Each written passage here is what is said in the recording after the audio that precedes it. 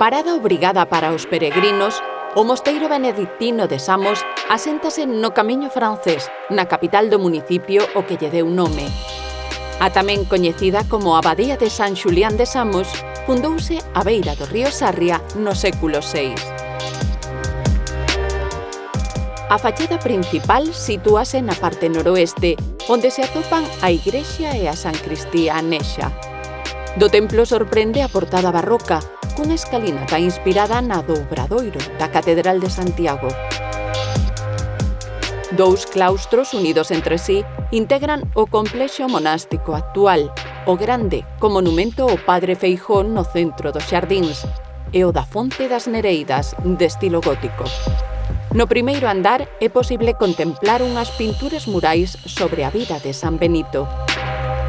Foron recuperadas tralo incendio que en 1951 destruíu os cadros que adornaban as paredes dos claustros altos.